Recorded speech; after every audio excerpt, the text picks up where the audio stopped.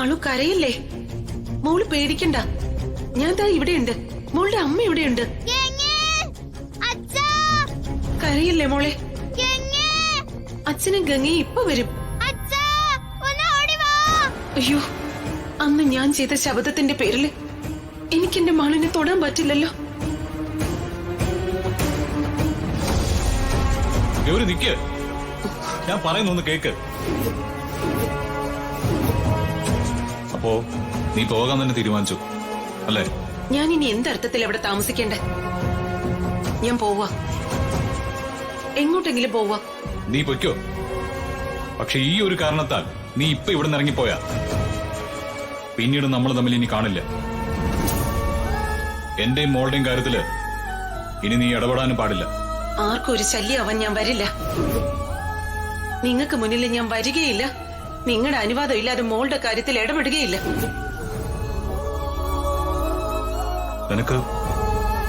നിനക്കതിന് കഴിയോ?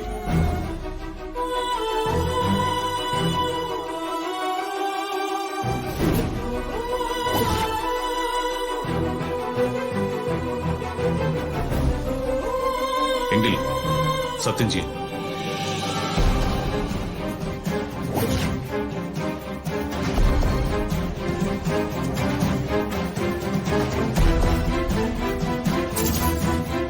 ചെയ്യ്.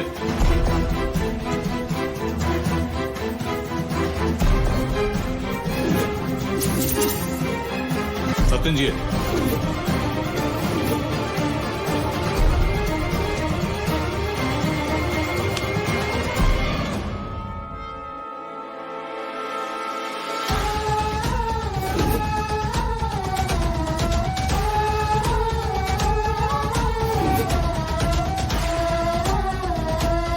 സത്യം.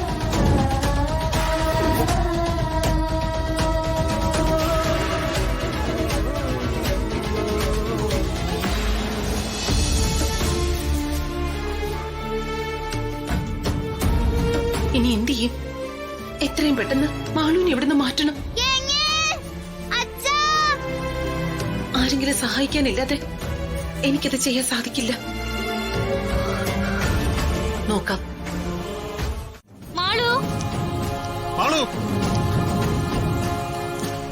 മാളു ഇവിടെ എവിടെ ഉണ്ട് മഹേട്ടാ? മാളു, മാളു, മാളു, മഹേട്ടാ, ഗംഗേ, ഇവിടേക്ക് വരൂ. മാളു ഇവിടെയാ. മാളു ഇവിടെയാ കിടക്കുന്നേ.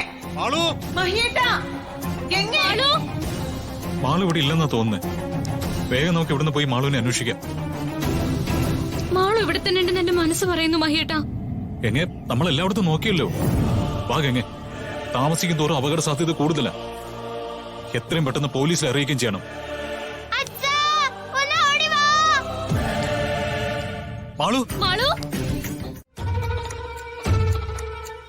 എന്റെ മാളു, കുറച്ചു സമയം കൊണ്ട് നീ ഞങ്ങളെയൊക്കെ പേടിപ്പിച്ചല്ലോ. അതിന് ശ്രേയ എന്തിനാ പേടിക്കുന്നേ? പിന്നെ ശ്രേയ മോളുടെ അമ്മയാവാൻ പോവല്ലേ, അപ്പൊ പിന്നെ പേടിക്കില്ലേ? മോളെ കാണാതായത് മുതൽ പച്ചവെള്ളം പോലും ശ്രേയ കുടിച്ചിട്ടില്ല. എവിടുന്നാ മഹി കുഞ്ഞിനെ കിട്ടിയത്? ആരാ ഇതിന്റെയൊക്കെ പിന്നില്? ആരാ എന്താണെന്നൊന്നും എനിക്കറിയില്ല അമ്മേ. എനിക്കെന്റെ മോളെ കിട്ടാൻ കാരണം ഗംഗയാ.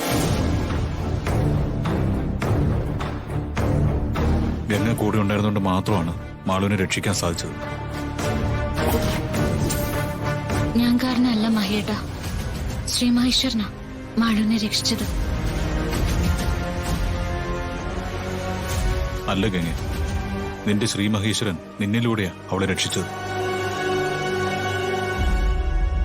അതെ, എന്റെ അച്ഛന്റെയും ജീവിതത്തില് എല്ലാം നല്ലത് വരുത്തുന്നത് ഗംഗ കാരണമാ.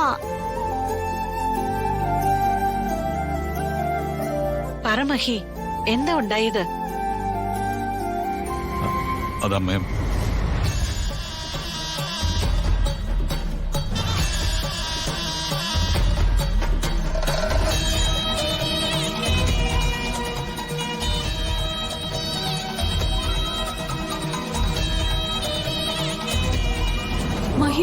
പോയ നിമിഷം മുതല് ഞങ്ങൾ എല്ലാരും നെഞ്ചൊരുക്കി പ്രാർത്ഥിക്കുമായിരുന്നു. അതെ അതെ, ഏതായാലും ഞങ്ങളുടെ പ്രാർത്ഥന വെറുതെ ആയില്ലല്ലോ. മാളൂന് ഒരു പോറല് പോലും സംഭവിക്കാതെ തിരിച്ചു വന്നല്ലോ. ഇനി എന്തായാലും മാളൂനെ നമ്മൾ ആരും കൂടെ ഇല്ലാതെ എങ്ങോട്ടും അയക്കണ്ട. എത്രയൊക്കെ പറഞ്ഞാലും വീട്ടുകാരെ പോലും ഉത്തരവാദിത്വം മറ്റാർക്കും ഉണ്ടാവില്ല. സംഭവിക്കാനുള്ളത് എവിടെയായാലും സംഭവിക്കും. അതിനാരും പഴിച്ചിട്ട് കാര്യമില്ല. കഴിഞ്ഞത് കഴിഞ്ഞു. നിങ്ങൾ അകത്തേക്ക് വാ. മാളൂന് നല്ല ക്ഷീണം കാണും. ഞാൻ മാളൂന് പാലെടുക്കാം. അത് കുടിക്കുമ്പോ ക്ഷീണമൊക്കെ മാറും. എങ്കിൽ പിന്നെ വേഗം ചെല്ലുമോളെ. അല്ലെങ്കിൽ വേണ്ട, ഞാനും കൂടി വരാം. വാ വാ.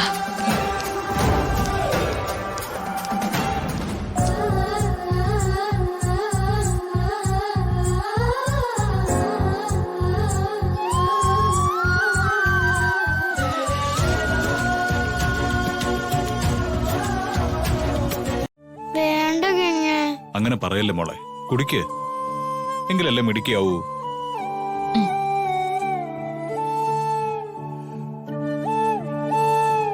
മോള് നന്നായിട്ട് പേടിച്ചിട്ടുണ്ട് മഹേട്ടാ.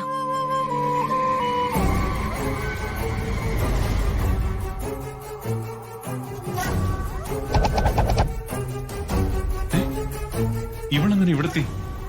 അവിടുന്ന് രക്ഷപ്പെട്ടോ? മാളു, മോളെ ആരാ തട്ടിക്കൊണ്ടുപോയത്? മോൾക്ക് ഓർമ്മയുണ്ടോ?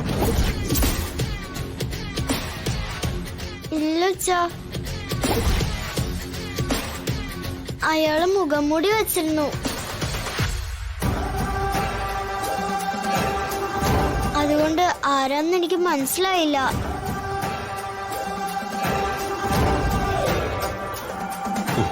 ഭാഗ്യം, കുട്ടിപ്പിശാചിന് എന്നെ മനസ്സിലായിട്ടില്ല. തൽക്കാലത്തേക്ക് രക്ഷപ്പെട്ടു. ആളു നന്നായിട്ടൊന്ന് ഓർത്തു നോക്കിയേ. അവിടെ ആരെങ്കിലും മോള് കണ്ടോ?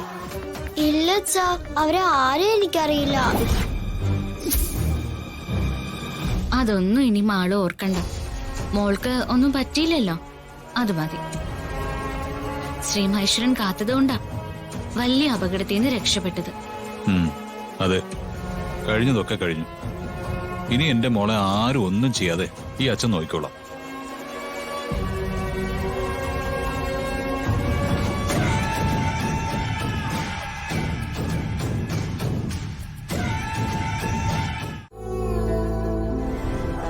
എവിടേക്ക് പോകുന്ന കാര്യമായി പറയുന്നേ?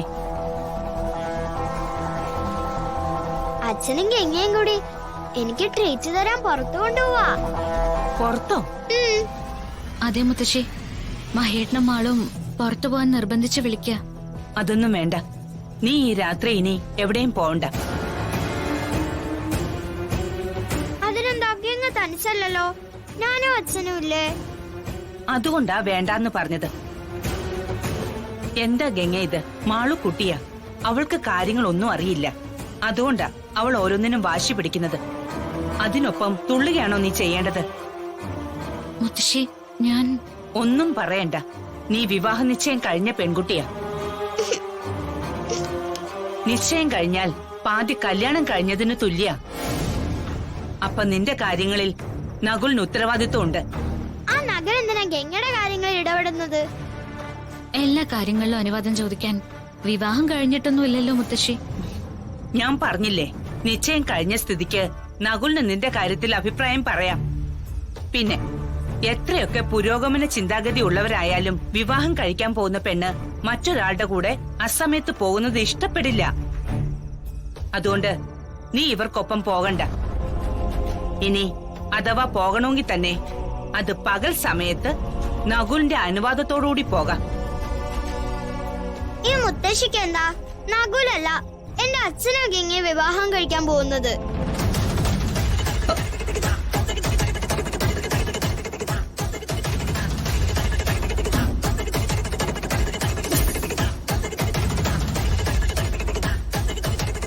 ഇങ്ങനെയൊന്നും പറയരുത് മാളു. മോളുടെ അച്ഛൻ വിവാഹം കഴിക്കാൻ പോകുന്നത് ശ്രേയയാ, ഗംഗയല്ല. അല്ല, മുത്തശ്ശിക്ക് അറിയാഞ്ഞിട്ടാ. ഗംഗയെ മാത്രമേ എന്റെ അച്ഛൻ കല്യാണം കഴിക്കൂ. മാളു, വേണ്ട. ഗംഗ എന്നെ തടയുന്നേ? അതല്ലേ സത്യം? ഗംഗെ, നീ മാളുവിന്റെ കുട്ടിക്കളിക്ക് കൂട്ടു നിൽക്കാതെ വെറുതെ ആളുകളെ കൊണ്ട് അതും ഇതും പറയിക്കാൻ ഇടയുണ്ടാക്കണ്ട. നീ എങ്ങോട്ടും പോവണ്ട. മുത്തശ്ശി, ഞാൻ ഗംഗ എന്റെ കൂടെ വരില്ലേ? ഗംഗ വന്നില്ലെങ്കിൽ ഞാൻ ഇനി ഒരിക്കലും മിണ്ടില്ല, ഭക്ഷണവും കഴിക്കില്ല. മോളെ ഇങ്ങനൊന്നും പറയല്ലേ. ഇല്ല, സത്യം ഞാൻ പറഞ്ഞത്. എനിക്ക് ഗംഗയുടെ അച്ഛനെയും കൂടെ പോണം. ഗംഗ വന്നേ പറ്റൂ. വെറുതെ വാശി പിടിക്കണ്ട മാളു, അതൊന്നും നടക്കില്ല. ഗംഗ പ്ലീസ്, ഗംഗ വാ, ഗംഗ പ്ലീസ്. മുത്തശ്ശി, അയ്യോ, മുത്തശ്ശി എന്നെ അനുഗ്രഹിക്കണം. എന്താ ഇത്? എന്താ മോനെ ഇത്? എന്റെ അനുഗ്രഹം മോന്റെ കൂടെ എപ്പോഴും ഉണ്ടാകും. പിന്നെന്തിനാ എപ്പ കണ്ടാലും കാല് തൊട്ട് തൊഴുന്നത്? അതൊക്കെയുണ്ട്. ഞാൻ വലിയൊരു സന്തോഷ വാർത്ത പറയാനാ ഇപ്പൊ വന്നത്. എന്താ നോക്കൽ? എന്തിനാ ഈ സർപ്രൈസ്? കാര്യം പറ. പറയാം. മുത്തശ്ശി, എനിക്ക് കൊൽക്കത്തയിൽ വലിയൊരു പ്രോജക്റ്റ് ശരിയായിട്ടുണ്ട്. ആഹാ, ആഹാ, വളരെ നല്ല കാര്യമാണല്ലോ മോൻ പറഞ്ഞത്. അതെ, ഏതായാലും കൺഗ്രാറ്റുലേഷൻസ്. Thank you aunty. പക്ഷേ ഈ സന്തോഷത്തിന് പൂർണ്ണത കിട്ടണമെങ്കിൽ നിങ്ങൾ എല്ലാവരും വിചാരിക്കണം. എന്താ മോനെ? അത് പിന്നെ മുത്തശ്ശി, എനിക്ക് കൊൽക്കത്തയ്ക്ക് അടുത്ത മാസം ആദ്യം തന്നെ പോണം. അതിനു മുമ്പായിട്ട് എന്റെ ഗംഗയുടെയും വിവാഹം നടത്തണമെന്ന എന്റെ ആഗ്രഹം.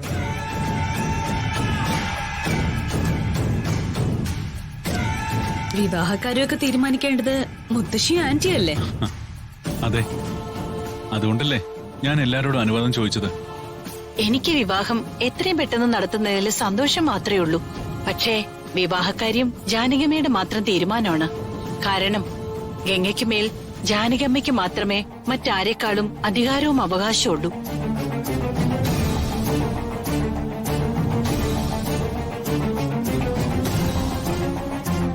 എത്രയും പെട്ടെന്ന് വിവാഹം നടത്തുന്നത് തന്നെയാ നല്ലത്.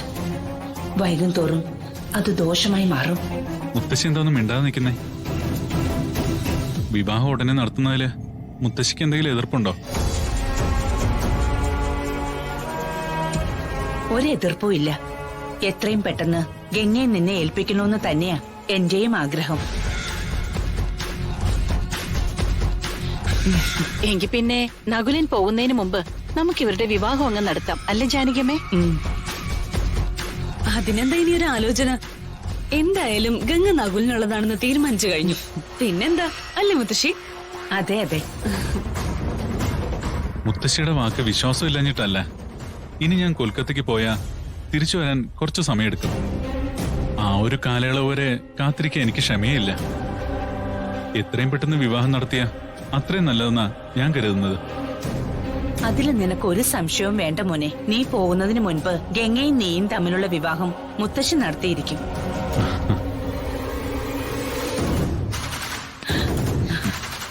സത്യം. എന്താ പോരെ?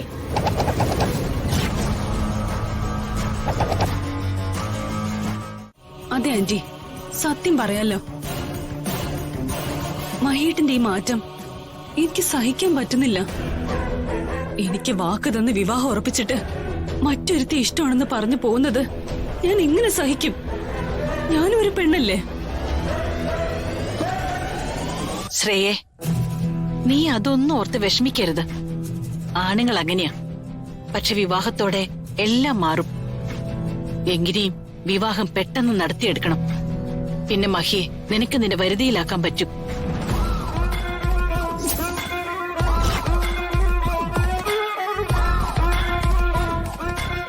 അതെ മോളെ, പിന്നെ ആവശ്യമില്ലാത്ത ഈഗോ കാണിച്ച് നീ അനാവശ്യ തീരുമാനമൊന്നും എടുക്കരുത്.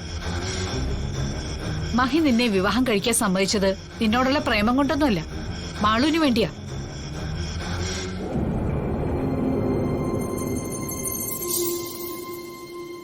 അതൊക്കെ ശരിയാ, അതൊക്കെ എനിക്ക് അറിയുകയും ചെയ്യാം. എന്നാലും ഓർക്കുമ്പോ ഒരു വിഷമം. അങ്ങനെ വിഷമിക്കരുത്, മണ്ടത്തര. മാളുവിന് വേണ്ടിയാ മഹി വിവാഹത്തിന് തയ്യാറാവുന്നത്. അത് നിനക്കും അറിയാലോ. മാളുവിന് ഗംഗയെ മതി മതിയെന്ന് ആവർത്തിച്ച് പറഞ്ഞപ്പോ അവന്റെ മനസ്സിലും അതാണ് ശരിയെന്ന് തോന്നിപ്പോയി കാണും.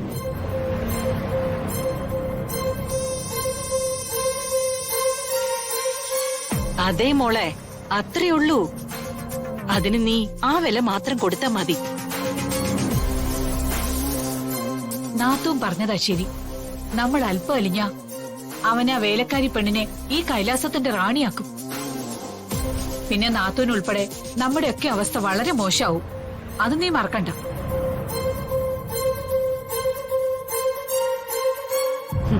നിങ്ങളാരും പേടിക്കണ്ട.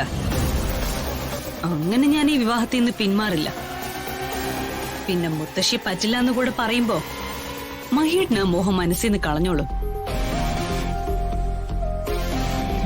ശരിയാ, ആ തള്ള എന്തായാലും ഞാൻ വിചാരിച്ചതുപോലെയല്ല. ഞാൻ കരുതിയത് അവര് കൊച്ചുമോളിലൂടെ ഈ കൈലാസത്തിന്റെ അധികാരം കൈക്കലാക്കാൻ ശ്രമിക്കുമെന്നാ. അങ്ങനെയൊന്നുമില്ല. ജാനകിയമ്മ എനിക്ക് വർഷങ്ങളായിട്ട് അറിയാവുന്നതാ.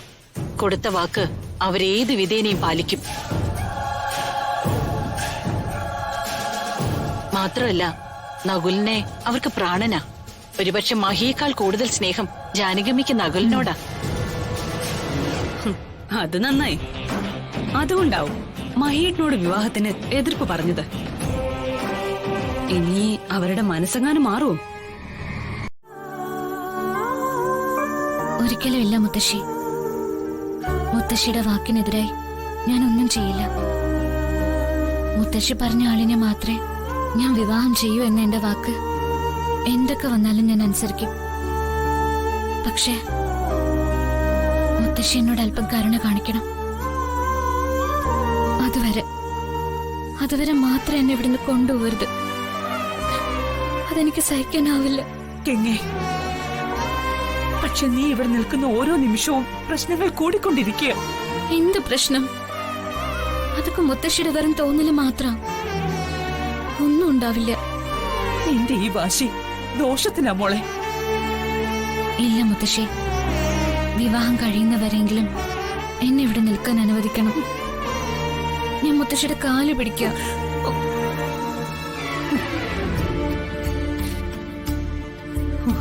മതിലേഖമിഴിച്ചാരി മറയുന്നതെന്തേ?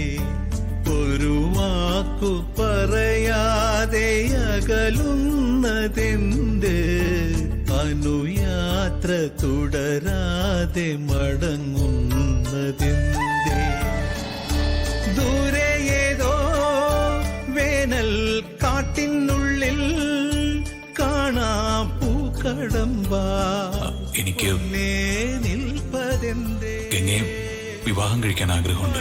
നൂലിൽ നനയും തിരുനാളം പോലെ വെറുതെ എന്നിനവിൽ ഈ നിഴലോർമ്മകൾ ഒന്നും അറിയാത്തതെന്തേ? ഗംഗയിരുന്ന് സ്വപ്നം കാണുകയാണല്ലോ. മുത്തശ്ശി കല്യാണത്തിന് സമ്മതിച്ചു കാണും. അതാ ഗംഗ ഇങ്ങനെ ഇരുന്ന് സ്വപ്നം കാണുന്നത്.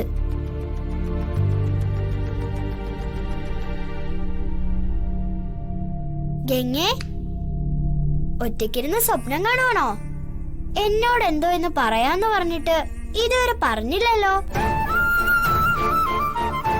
ഗംഗ എന്താ പറയാന്ന് പറഞ്ഞതെന്ന് എനിക്കറിയാം. കല്യാണത്തിന്റെ കാര്യമല്ലേ? രണ്ടുപേരും കൂടി എന്നെ അറിയിക്കാതെ കല്യാണം കഴിക്കാൻ പോവാണല്ലേ? മുത്തശ്ശി കല്യാണത്തിന് സമ്മതിച്ച കാര്യം എന്നോട് രണ്ടുപേരും പറഞ്ഞില്ല.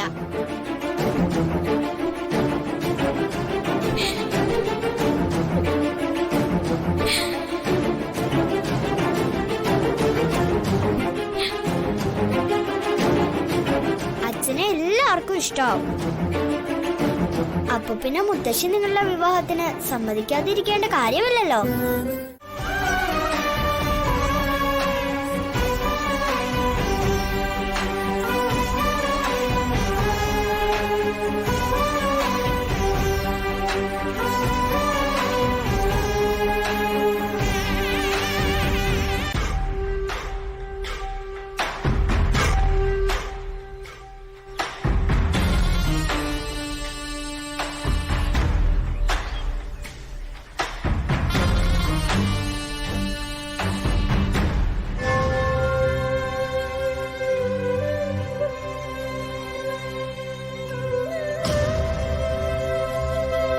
എന്റെ മാളുവിന് വേണ്ടത് ഗംഗയാ. ഗംഗ മഹിയേട്ടന്റെ ഭാര്യയാവണം. പാവം മഹിയേട്ടൻ എത്ര സന്തോഷവാനായിരുന്നു. ഗംഗ ഒരു എസ് പറഞ്ഞാൽ മഹിയേട്ടന്റെയും മാളുവിന്റെയും ജീവിതം മനോഹരാവും.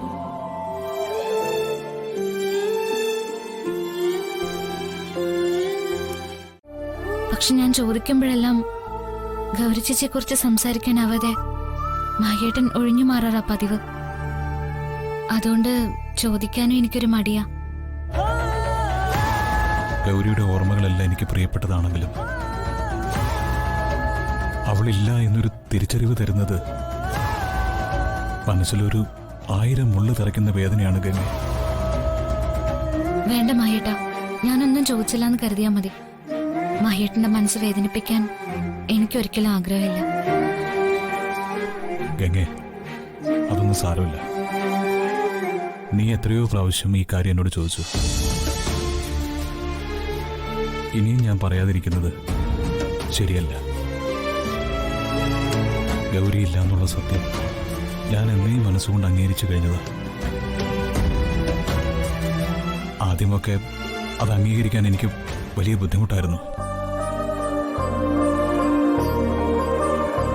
ഗൗരിയോടൊപ്പം എത്താനായി ജീവിതം അവസാനിപ്പിച്ചാലെന്ന് വരെ ഞാൻ ചിന്തിച്ചതാ.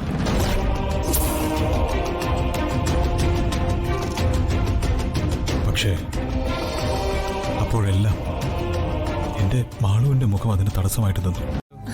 അല്ല മഹിയേട്ടാ, മഹിയേട്ടന്റെ തിരക്ക് എനിക്കറിയാലോ. അതൊക്കെ എനിക്ക് മനസ്സിലാക്കാൻ പറ്റും. എന്നാലും മനസ്സിൽ ചില ആഗ്രഹങ്ങളൊക്കെ ഉണ്ടാവില്ലേ? നിന്റെ ആഗ്രഹങ്ങൾ സാധിച്ചു തരാനല്ലേ ഞാനിവിടെ ഉള്ളത്.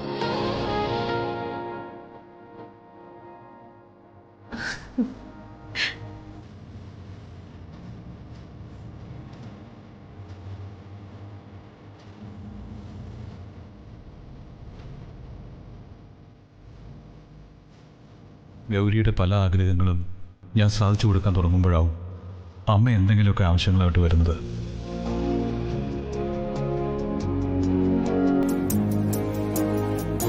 ആഹാ, നിങ്ങള് എങ്ങോട്ടോ പുറത്തേക്ക് പോകാൻ തുടങ്ങാന്ന് തോന്നുന്നു. അതെ അമ്മേ, ഒരു സിനിമയ്ക്ക് പോണം, പറ്റിയ ഒരു ഷോപ്പിങ്ങും. അല്ല, അമ്മ വരുന്നുണ്ടോ? ഓ ഇല്ല മക്കളെ, നിങ്ങൾ പോയിട്ട് വാ.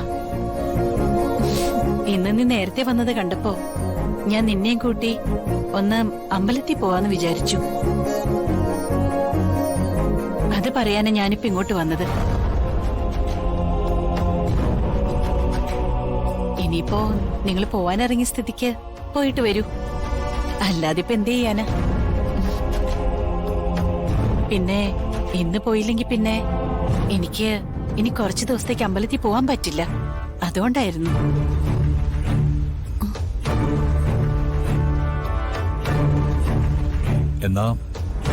എന്നാ നമുക്ക് അമ്പലത്തിൽ പോവാം.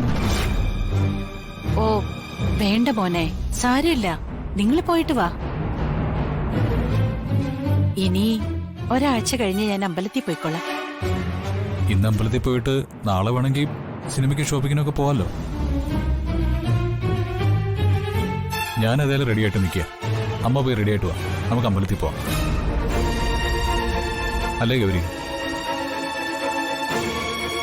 എനിക്ക് 2 ദിവസത്തേക്ക് അമ്പലത്തിൽ വരാൻ പറ്റില്ല മയ്യേട്ടാ. ഓ നിങ്ങൾ പോയിട്ട് വാ. എന്നാ പിന്നെ ഞാൻ റെഡി ആവട്ടെ മോനെ. ശരി അമ്മേ.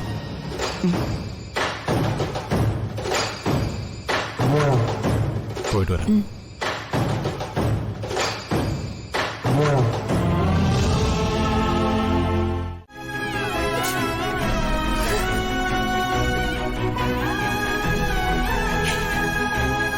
ഗൗരി, ഗൗരി,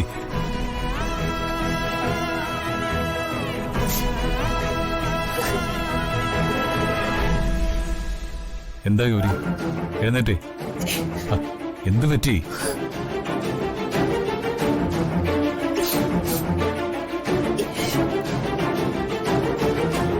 മഹിയേട്ടന്റെ അമ്മയ്ക്ക് എന്നോട് എന്തോ ദേഷ്യമുണ്ട്. അതെന്താ ഇപ്പൊ അങ്ങനെ തോന്നാൻ?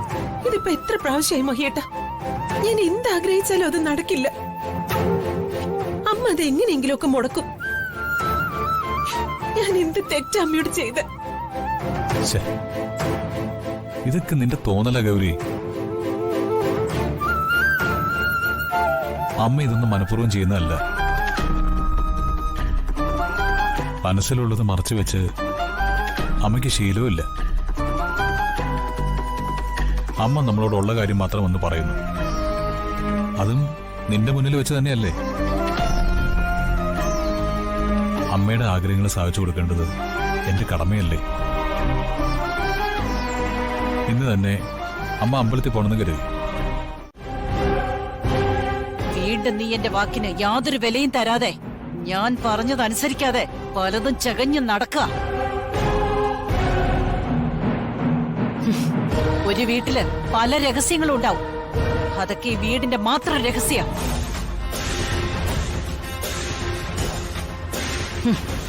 അവിടെ മാത്രം ഒതുങ്ങേണ്ടത്. അതിനെക്കുറിച്ച് തിരക്കി നടക്കാൻ പുറത്തുള്ളവർക്ക് അവകാശമില്ല.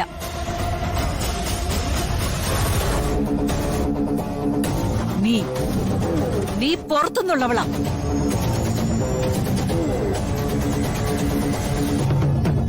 ഈ വീട്ടിലെ ഒരു കാര്യവും നീ അറിയേണ്ട കാര്യമില്ല. മനസ്സിലായോ?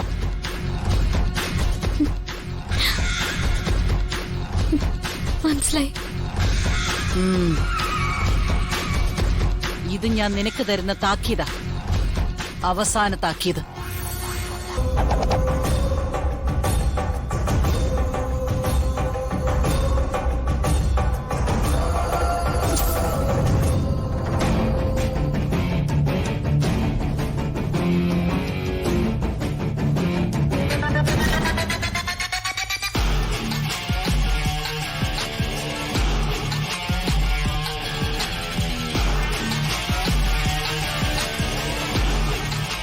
ഇനി നീ ചകയാൻ നടന്ന മണ്ണിനടിയിൽ ചീഞ്ഞു നാറുന്നത് നീയായിരിക്കും. അത് നീ മറക്കണ്ട.